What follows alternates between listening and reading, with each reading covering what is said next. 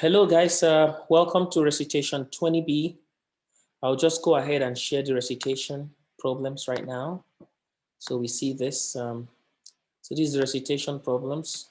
This is the first problem, question 1. It says a circuit is built as shown below.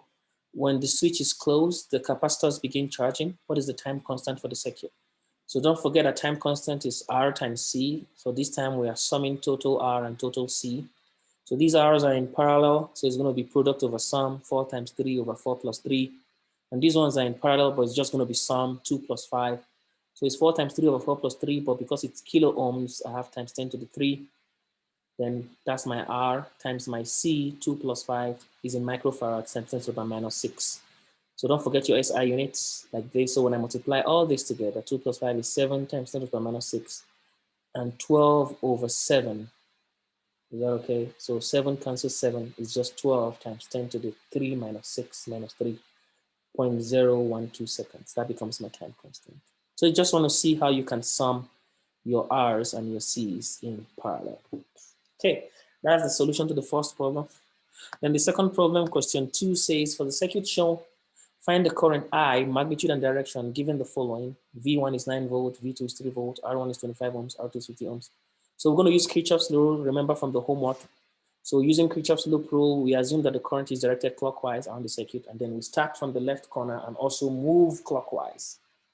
So if I'm moving clockwise, we are going from positive to negative, so this is minus V1. Resistors are always minus IR1, then this is minus plus V2 minus IR2 equals 0. That's everything. So I put everything here. V1 is 9, R1 is 25, V2 is 3, R2 is 50. I put that all here and I solve the problem, and I get my answer to be minus 75, I equals 6. So I is minus 6 over 75 minus 0.08 amperes. So it's 0.08 amperes counterclockwise because of this minus. So I assumed the current was clockwise as in the problem, but because I got a minus, it means it's in the opposite direction that I chose. So that's why it doesn't matter what direction you choose, the solution will fix. So if I had a positive answer, it means the direction I actually chose initially was right. If I get a negative answer, it means it's the opposite direction. So now we have a negative answer. So instead of going clockwise, the correct answer is counterclockwise.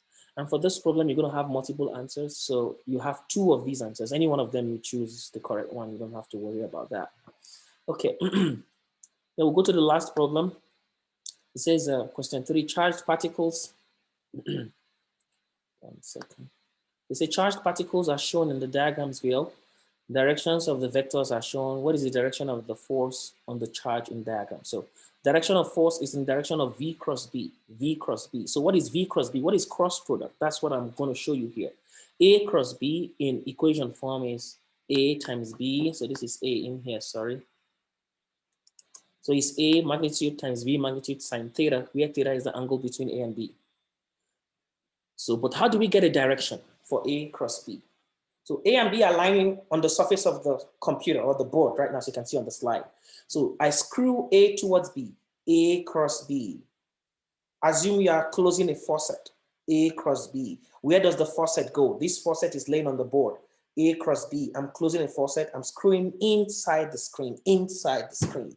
So A cross B, we go inside. If I do B cross A, B cross A, B cross A, I'm unscrewing B cross A. I'm going outside the screen. So this is a 2-dimensional way to see it, where the 3rd dimension is inside or outside the board.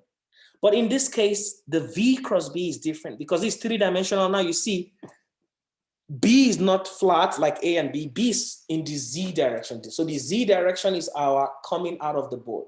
So B is coming out of the board and V is going down. So B is coming out like this and B is going down like that. So I have something like this.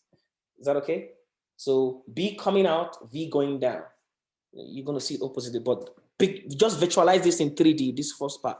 So B coming out, V going down. So if I screw V cross B, so I'm screwing V towards B, V cross B, where will I screw to? I will screw towards the negative x-axis.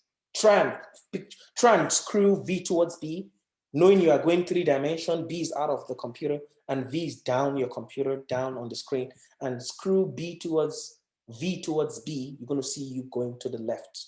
and that is the negative x-axis. So the correct answer to this first one is negative x-axis.